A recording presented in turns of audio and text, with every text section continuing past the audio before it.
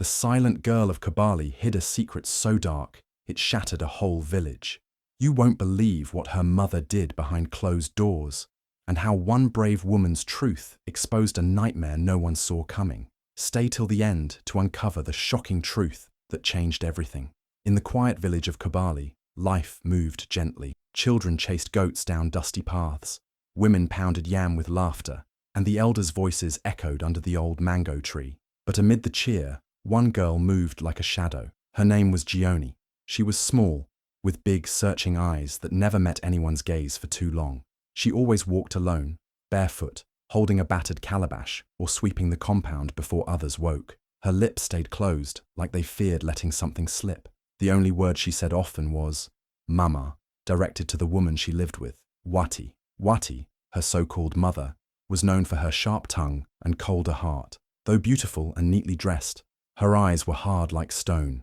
Everyone respected her, or rather, feared her. She didn't join the women's market talk or children's festivals. If someone greeted her kindly, she nodded and walked on. She kept to herself, and so did her secrets. But it was Jioni people noticed most. Her silence was too loud. The bruises on her arms were sometimes hidden, but not always. A deep scar peeked from under her blouse one morning, and the baker's wife whispered to her neighbor, "That girl isn't okay." Another day, a boy saw her flinch when Wati raised her hand to point. Still, no one said anything. Wati wasn't someone people questioned. Children invited Jioni to play, but she always refused. Not with words. She just smiled weakly, stepped back, and turned away. At school, her notebook was often torn, her clothes faded, her lunch missing. When the teacher asked why she wasn't eating, she muttered, "I forgot." No one believed her, but no one pushed. Everyone told themselves stories to sleep better. Maybe Wati was strict, but not cruel. Maybe the child was just shy. Maybe the bruises were just accidents. But deep down, even the wind in Kabali knew. Jioni was not okay. She never laughed, not once. One morning, as the rooster crowed and smoke rose from cooking fires, Jioni passed the village square with her head down, a small basket of cassava on her head. A man selling palm oil called her name. She froze. Slowly, she turned, her eyes wide. "You're always working," he said kindly. "Why don't you ever rest, little one?" She opened her mouth, then closed it. "I help Mama," she whispered, and walked on. That was the moment it became clear. This wasn't just a quiet girl. This was a child hiding pain behind obedience. But still no one stepped forward. Not yet. She was just a shadow in the village of sunshine, a girl no one knew how to save. But the scars on her body were beginning to speak louder than her silence. Years ago, Zuberi was the pride of Kobali, a strong, cheerful carpenter whose hands built homes, beds, and dreams. He wasn't rich, but his heart was full, and people trusted him. One day, he returned from the market with a surprise. By his side was a woman no one had seen before, tall, graceful, with skin smooth like riverstone, and eyes that never smiled. Her name was Wati, a widow from a distant village. She came with a quiet baby girl, wrapped tightly on her back. "This is Jioni," she said. "My daughter." The village buzzed with whispers. Some said Wati had a past too dark to follow. Others said her husband had died mysteriously. But Zuberi paid no attention. He was in love. Love made him blind to warnings, deaf to whispers, and eager to please. Within days, Wati moved into his modest home with little Jioni. The child was just a baby then, quiet, always clinging to her mother's wrapper. At first, everything seemed fine. Zuberi built Wati a new kitchen. He carried Jioni on his shoulders to the stream. Neighbors smiled and said maybe the rumors were wrong. Wati, though still cold, cooked meals and swept the compound. She rarely spoke unless needed, and kept to herself. Zuberi didn't mind. "She's just private," he said, laughing it off. But a year later, tragedy struck. One rainy afternoon, Zuberi slipped in his workshop while lifting a log. The fall broke his leg badly, and the village healer shook his head. "He won't walk the same again." Zuberi tried to smile, but the pain ran deeper than the bone. His days of carpentry were over, and everything changed. Wati's eyes grew colder, her voice sharper. She no longer brought Zuberi food with a kind word. Instead, she gave orders, to him, to Jioni, to anyone who entered their gate. "He is no longer a man," she once whispered to a neighbor who tried to help. "I must run this house." Johnny, now a little girl, seemed to vanish into the shadows.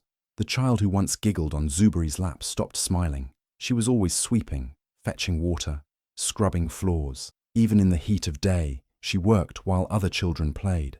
Wati said it was discipline, but people began to notice the way Jioni flinched when her mother raised a hand, or how she winced when she sat down. Zuberi, stuck in his chair, could only watch. He asked Wati once, "Why is Jioni always afraid?" Wati stared at him without blinking and replied, "You're imagining things." That was the end of the conversation. He wanted to believe it was all in his head, but the truth was louder each day. His home, once filled with laughter and wood shavings, had become cold and silent, and the little girl he called daughter had become a prisoner behind his wife's mask. Jioni was the kind of child who made even silence feel soft. Though her voice was barely above a whisper and her steps were often slow from pain, she moved through the village like a gentle breeze, seen, felt, but never heard. Her big, searching eyes held a story too deep for her young age, but her smile, small and shy, could still melt hearts. No matter how torn her dress was, or how much her legs ached, she still carried heavy buckets of water for old Auntie Maza down the road. She helped little children tie their wrappers when they played and picked up fallen firewood without being asked. She never complained, never asked for anything in return. People noticed the bruises, but no one said anything. Sometimes she had a fresh cut on her arm or a swollen cheek, and she'd press her lips tight if anyone looked too long. "I fell," she'd say, her voice shaking like a leaf. "It was my fault." Every time Wati's sharp voice echoed across the compound, Jioni's body would tense. If someone shouted nearby, she flinched, even if they weren't talking to her. At school, her books were old, pages torn, her pencil chewed down to the wood. While others ate lunch, Jioni sat quietly, watching. If the teacher offered her food, she shook her head. "I'm not hungry," she'd say, but her eyes followed every bite others took. Once, a teacher noticed a bruise on her back as she bent to pick up a book. "What happened?" he asked gently. Jioni forced a smile and said, "I spilled the soup." Mama was just angry. She always called Wati Mama, even with tears in her eyes. Her loyalty was deep, even if it came from fear. The other children didn't understand. Some stayed away, scared of her silence, but a few brave ones tried to talk to her. They asked, "Why don't you come play?" She'd shake her head and say, "Mama says I have chores." And she always did, endless chores that kept her hands busy and her soul tired. One afternoon, after school, she helped bury a dead bird the others had thrown stones at. She dug a tiny hole with her fingers and whispered, "I'm sorry." That was Jioni, hurt, yet still kind, wounded, yet still gentle. She carried pain like a secret, but gave love like a gift. The village saw, but fear kept them quiet. They told themselves Wati was just strict. They told themselves Jioni would be okay. But deep down, everyone knew. Children don't flinch at kindness. They don't starve by choice. And they don't lie about pain unless they're protecting the very hand that hurts them. Jioni's scars told a story, but her smile tried to hide it. And every time someone looked into those wide, tired eyes, they wondered, how much can one little girl take before she breaks? Behind the cracked wooden doors of Zubri's compound, the truth was hidden like a secret too ugly to speak aloud. Wati, the woman Jioni called Mama, showed a face to the world that was calm, proud, and sharp-tongued. But inside the house, where no one could see, she was something else entirely, cold, cruel, and merciless. Jioni never knew what would trigger Wati's anger. Some days, it was a smile, too wide, too long. "Why are you grinning like a fool?" Wati would hiss, then slap her across the face. Other days, it was spilled water or dust left on the floor. One evening, Jioni broke a clay bowl by accident. Wati dragged her outside, tied her to the post, and beat her with a stick until her arms were raw. "You think I'm your friend?" she shouted. "I feed you, don't I? Then you owe me your silence." When Jioni forgot to stir the porridge or swept the dust the wrong way, Wati pressed hot metal spoons to her arms. The burns left dark patches that never faded. If Jioni screamed, she was hit harder. If she cried, she was told to shut up, or she'd be buried behind the house where no one would find her. Each night, Jioni lay in her corner on a torn mat, hugging her knees, whispering to herself, "Be good tomorrow. Maybe she won't hit you." Zuberi, once strong and loving, now sat motionless in his wooden chair, leg twisted from his accident, eyes dull with shame. He heard the screams, he saw the bruises, but fear and weakness kept his mouth shut. Every time he tried to speak, Wati would lean in close and say, "Go ahead, tell them, but I'll be gone by morning, and I'll take the girl far away. You'll never see her again." So Zuberi said nothing.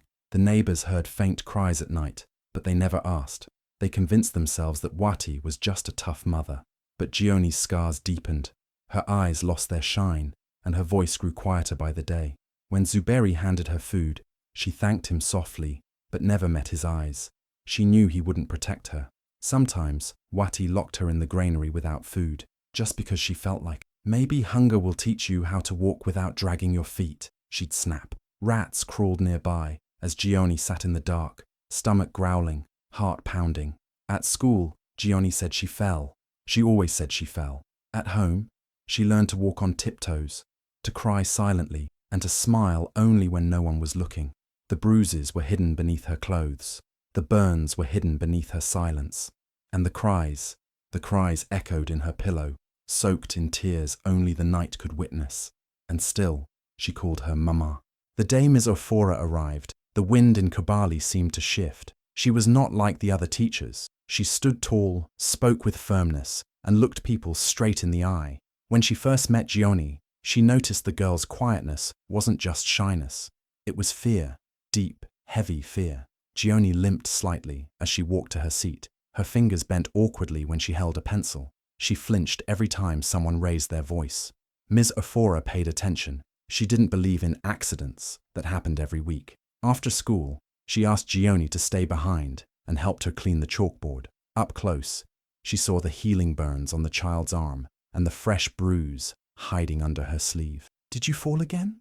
she asked gently. Jioni nodded, eyes wide, lips trembling. "Mama says I fall too much." Miss Ophora knew that kind of answer too well. She had seen it before, in another village, in another girl, and she knew pretending wouldn't help. She visited Jioni's home the next evening. Wati met her at the gate, dressed in a colourful lace wrapper, smiling too wide. "Ah, teacher, you're welcome," she said sweetly. "Come inside. Jioni is always making us proud. Such a quiet, obedient girl." Inside, the house was clean, neat, too neat. Jioni sat quietly in the corner, her eyes down. Zuberi didn't speak much, only nodded from his chair. Wati talked and laughed as if nothing in the world was wrong. She offered Ms. Ophora food. "Please eat," she insisted. "We take care of our own." But Ms. Ophora saw the fear in Jioni's body, how she flinched when Wati moved too close, how she didn't eat even when food was offered. She didn't say much that night. She smiled politely, thanked Wati, and left with a heavy heart. That was the beginning. Ms. Ophora started documenting everything. She took notes on every bruise, every missed day at school, every time Jioni seemed thinner than the week before. She kept her records hidden, careful not to alert Wati too soon. She even spoke to other teachers who had noticed things, but were too afraid to act. Then she made a quiet trip to the city. There she found Auntie Bahira, Zuberi's older sister. Bahira had been gone from Kobali for years, but the mention of Jioni made her stop everything. She remembered when Zuberi first brought Wati home. She had never trusted her. When Miss Ophora told her what was happening, Bahira didn't hesitate. She returned to Kobali within days, fire in her eyes. And suddenly, Wati's perfect little world began to shake. The lies she'd told so well were starting to crumble, and the monster behind the smile was about to be revealed. For years, old Mzee Kirabo sat on his wooden stool every evening, sipping hot porridge and watching the sun dip behind the trees of Kobali. His hearing was sharp, even in his old age, and his eyes still missed nothing.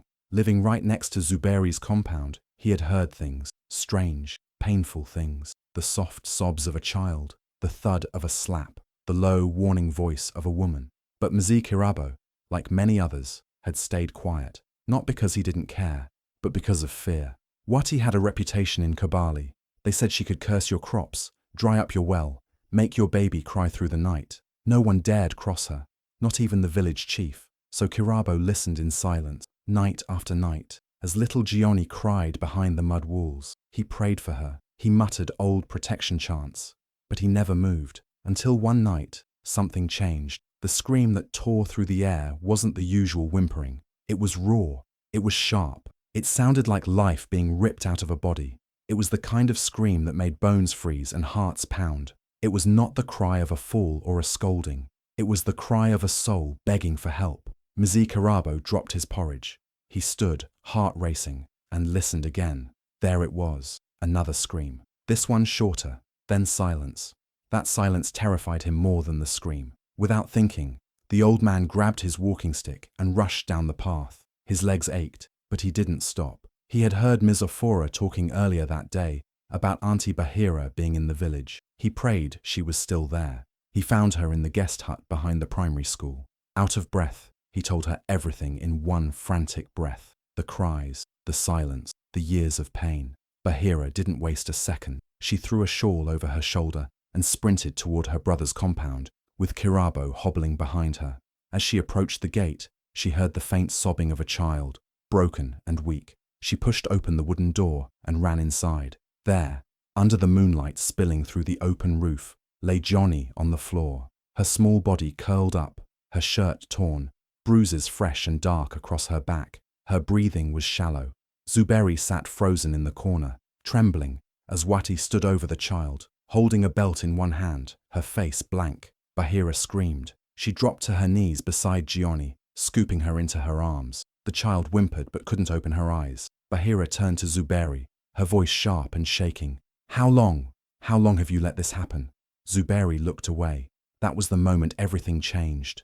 The village would no longer stay silent. The monster had shown her true face, and the time for fear was over. Auntie Bahira's heart broke the moment she stepped into the compound and saw Jioni.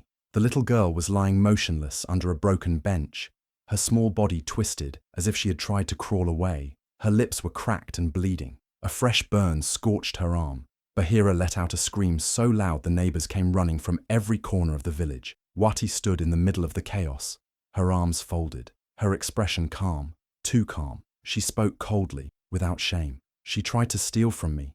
I caught her. She ran and fell. The crowd murmured, confused and frightened. Some believed her.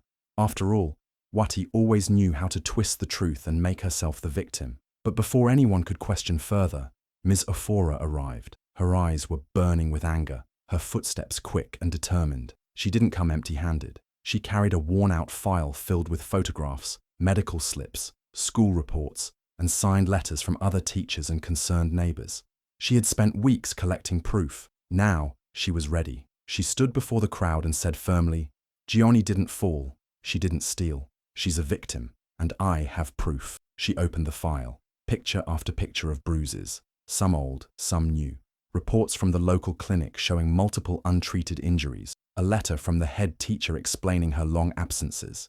Even notes from children who had seen Jioni flinch when Wati walked near. The crowd went silent. Faces changed. Whispers turned into gasps. Wati's eyes flickered with panic for the first time. She tried to grab the file, but Ms. Ofora stepped back. You've done enough, she said. Bahira didn't wait for anyone. She lifted Jioni carefully into her arms, wrapping her in her shawl. The child was light, too light for her age.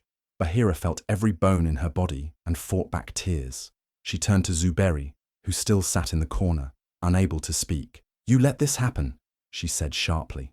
Then she walked away, holding Jioni close, the crowd clearing a path as she passed. She didn't stop until she reached the governor's residence.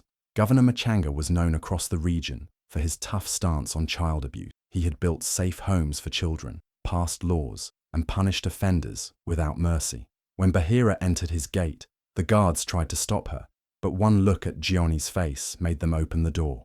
Bahira stood before the governor, placed the child gently on the couch, and opened Ms. Ofora's file in front of him. This girl, she said, has been tortured in silence for years, but not anymore. Governor Makanga didn't say a word at first.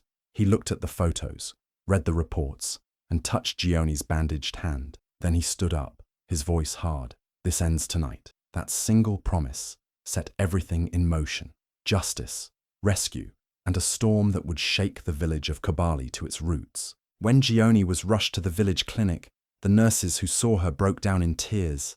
Her small body was covered with scars, old wounds that had never healed, dark bruises shaped like belt lashes, angry red burn marks, and even bite marks that told silent stories of pain no one had noticed before. The sight was heartbreaking. Everyone who cared for her felt the weight of her suffering. Despite her terrible condition, Jioni's voice was soft and trembling. She barely spoke, but when she did, She whispered over and over, "Please don't punish Mama." It was clear she still loved the woman who had caused her so much pain. Or maybe she was too scared to face the truth. The villagers watching in shock couldn't understand how a child could protect the person who hurt her so deeply. Dr. Teko, the clinic's experienced doctor, carefully examined Jioni. He looked past the wounds and scars, studying her more closely. Then, in a moment that stunned everyone, he said something no one was prepared for. "Her DNA doesn't match Wati's," he said quietly but firmly. The room went silent, and all eyes turned to him. The doctor explained that Jioni was not Wati's biological daughter. This revelation shocked the entire village. Many had thought Wati was Jioni's real mother because she had raised her, but now everything changed. Questions flooded minds. If Wati wasn't her mother, then who was? And why was Wati hiding the truth? This new discovery added a fresh layer of mystery to Jioni's life and suffering. The villagers realized that Wati's cruel behavior wasn't just the harshness of a strict stepmother, but something darker, something hidden behind lies and secrets. It explained why Wati had no genuine love or care for Jioni, why the girl was treated so badly and left to suffer in silence. The nurses wiped their tears and promised to protect Jioni, but they also feared what would come next. This was not just a story of abuse anymore, it was about uncovering a hidden past. The doctor urged the village leaders to act quickly, to find out the truth about Jioni's real family, and to bring her the safety and love she deserved. Jioni's soft plea to protect Wati showed her deep confusion and fear. She didn't know that Wati was not her real mother, or maybe she was too scared to accept it. Her small heart was burdened with pain and loyalty at the same time. This revelation was the turning point. It sparked a wave of determination in the village. People who had been silent before began to speak up. They wanted justice for Jioni and answers about the woman who had hidden the truth for so long. Jioni's collapse at the clinic became the moment when the village could no longer look away. The truth was out, and the journey to healing and justice had just begun.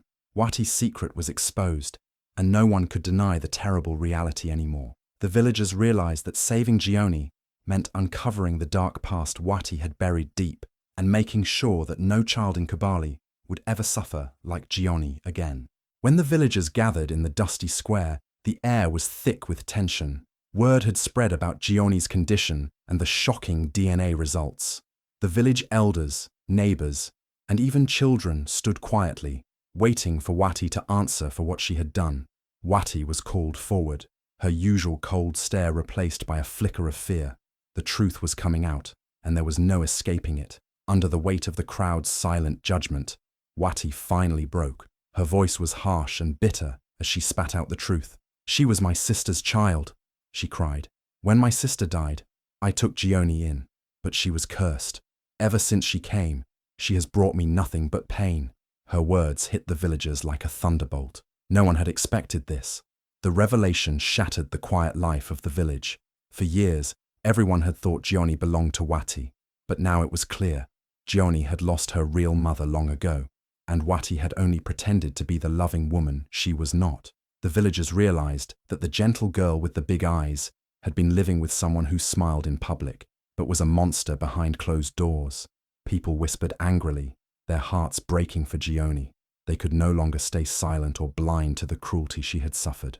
The kindness Jioni showed to others, despite the pain, made the villagers furious at Wati's betrayal. They understood now that Wati's coldness and violence were not just harshness, but a deep resentment, born from fear and hatred toward a child she called cursed. The village, once calm and peaceful, erupted with a collective cry for justice. Wati's lies, her cruelty, and her dark secrets could no longer be hidden. The elders and leaders took swift action. Wati was arrested and taken away, her face pale and defeated. The weight of her guilt crushed any strength she had left. Zuberi, who had been silent and broken for so long, fell to his knees in front of the villagers, tears streaming down his face. He begged for forgiveness, not just from the community, but especially for Jioni. His voice trembled like a frightened child's, full of regret and pain. He admitted his failure to protect the girl he had loved like his own daughter and promised to make things right. Bahira, firm and resolute, refused to let Jioni return to that dark house. She held the little girl close, promising that from now on, Jioni would be safe and loved. The village agreed, vowing to watch over Jioni and protect her from any harm. The painful past was finally exposed, and now the focus was on healing and rebuilding trust. The villagers who had once looked away now stood united. They understood that true strength came from protecting the vulnerable, not hiding behind silence or fear. Wati's arrest was more than punishment. It was a warning that cruelty would never be accepted in Kibale again. That day, in the village square, a new chapter began. Not just for Jioni, but for the entire community. The truth had set them free, and together, they would make sure no child would ever suffer in silence again. The village of Kibale would remember Jioni's story, not as a tale of pain, but as a lesson in courage, justice, and hope. Wati's punishment was clear and swift. The village court sentenced her for child abuse and attempted murder, crimes that shocked everyone but felt long overdue. The woman who once ruled the household with fear now faced the weight of justice. She was taken far from Kibale, her cold smile replaced by the reality of her actions. For the first time, the village saw that cruelty must face consequences, no matter who wears the mask of love. Meanwhile, Jioni's life began to change in ways she had only dreamed of. Though her body carried scars, visible and hidden, her spirit started to heal. With Mizofora's constant support, Jioni entered therapy, slowly learning to trust again. The gentle teacher who had refused to give up on her became her anchor, guiding her through the darkest memories and teaching her how to smile without fear. Bahira, filled with determination and love, decided to adopt Jioni. She took the girl away from the painful memories of Kibale and moved her to the city where new opportunities awaited. There, Jioni enrolled in a new school surrounded by people who cared. For the first time, she felt safe, valued, and free to be herself. The city's bright lights were a sharp contrast to the shadows of her past, but Jioni held on to hope. Years passed, and Jioni grew stronger, wiser, and more determined. She pursued education with passion, driven by a deep desire to help children who had suffered as she did. She studied hard and became a pediatric psychologist, specializing in helping abused children find their voices and heal their wounds. When Jioni finally returned to Kibale, it was not as the scared, broken child who once limped through its dusty streets. She stood tall and confident, a symbol of resilience and hope. Standing in front of her old house, she spoke words that touched every heart in the village. "She called me daughter," she said quietly, "but she was my greatest pain. I survived, I healed, and now I help others do the same." Her voice carried strength and forgiveness, an inspiration to all who heard her. Jioni's story spread beyond Kibale, reminding everyone that those who hurt us most often wear the mask of love. Yet, truth and courage can break those masks, exposing the pain and bringing healing. Her journey showed that no matter how deep the scars, healing is possible, and with it, a new life can begin. The village, once silent in the face of cruelty, now stood united in support of Jioni and others like her. Her return as a healer and advocate was a beacon of change. She worked with local leaders, schools, and families, ensuring that no child would suffer as she did. Jioni's new life was a powerful message. Pain does not have to define us.